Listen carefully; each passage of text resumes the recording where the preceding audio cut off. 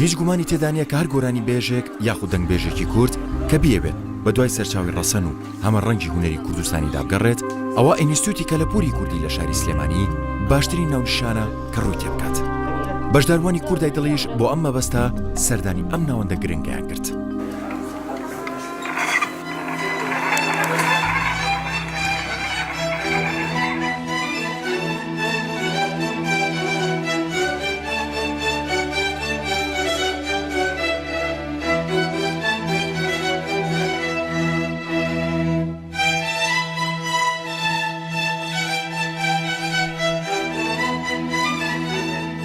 ئێرە ئینستیتوتی کەلەپوری کوردە بۆ کۆکردنەوەی کەلتوری زارێکی نەتەوەی کوردە لە هەر چوار پارچەی کوردستان. ئێمە لێرە کۆمەڵێک بەرهەمان هەیە کە کارمان لەسەر کردووە.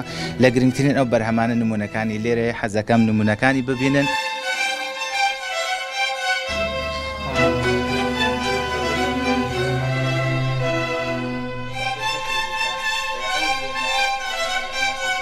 ئەگەر ڕۆژە لە ڕۆژان مێژووی نەتەوەی کورد بنووسرێتەوەی چێک لەو سەرچاوە گرنگانی کە بە سوودی لێ ببیندرێ.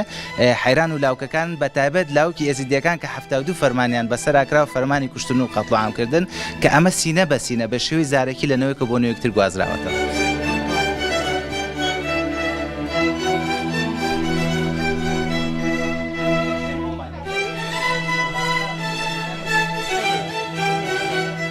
ئەو وێنە هونەریانەیە خۆ گروپ موزیکیانیان ئەو دەنگبێژانەی کە ڕۆڵیان هەبوو لە ناو گۆرانی موزیکی کوردیا لێرە پیشانی بین تاکو کەشێک هونەری تەواو لێرە بخۆڵقێنین. ئەمەش بەشێکی ترە لەو وێنانە گروپە موزیکیەکانن بە تایبەت ئەوانەی کە لە قاعی خولود ئەمە عایشەشانە و هەروەها تار تۆفیق و بەشێکی تر لە گروپەکان کە تیپی مۆسیقای مەولەویە لەم بەشە.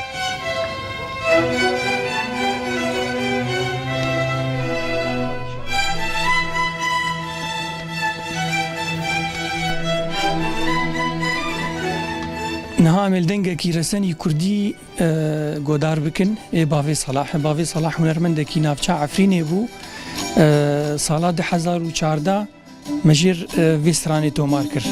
ليلى وندي لياري وليلي لياري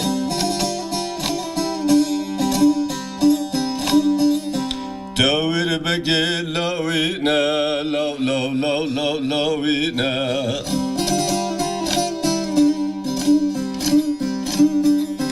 شبيل روجي دخينا وروجي الشبي دخينا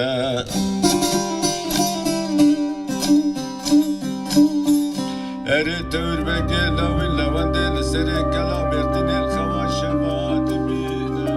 ئێرە ئەرشیفی دەنگ و ڕەنگە بۆ کۆکردنەوەی کەلتوری زارێکی نەتەوەی کوردە لە هەموو بوارە جیاوازەکان. ئێمە لێرە شێواز ئەو شتانی کە بۆمان هەیە لە دەرەوەی ئینستیتوت هێت ئێرە لێرە کاری پشکنینی بۆکەین بۆ هەر بەشە و فایلی تایبەتمان بۆ دروست کردووە.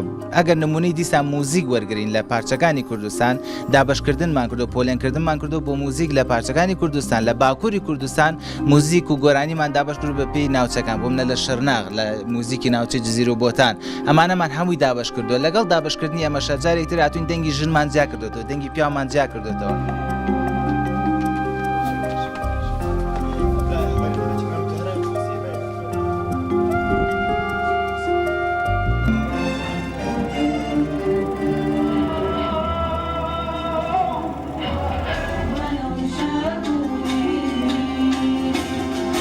ئێرە کتێبخانەکەمانە کە زیاتر لە 10,000 بۆ 11,000 کتێبی تایە لە هەموو بارە جیاوازەکانی با بڵێن بواری مێژوو جوگرافیا و بواری موزیک و هەموو ئەو لایەنانی کە پەیوەندیان بە ژیانی کوردەوە هەیە بە زمانە جیاوازەکان زمانی کوردی عەرەبی تەنانەت فەڕەنسی تایە و بە کوردی سۆرانی و بە کوردی کرمانجی لاتینیش ئەوانی کە خەڵکی باکوورن زیاتر توانەوە بخوێنەوە و بوارەکانیش زۆر بواری هەمە چەشنە. بۆ منە هەندێک کتێبمانێک کتێبی پێوترێ کتێبی دەگمەن کۆمەڵێک فۆتۆی تایە کۆمەڵێک زانیاری تایە لەسەر مێژووی کورد و لەسەر بوارە جیاوازەکانی فەرهەنگ و کەلتوری کوردی.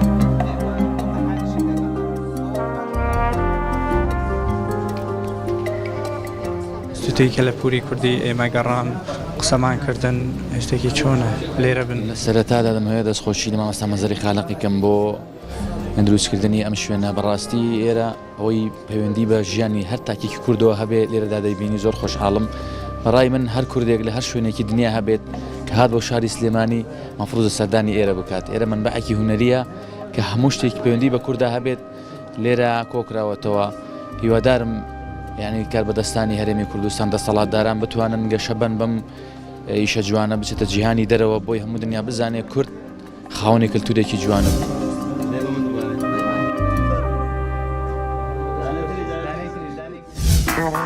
بەشدار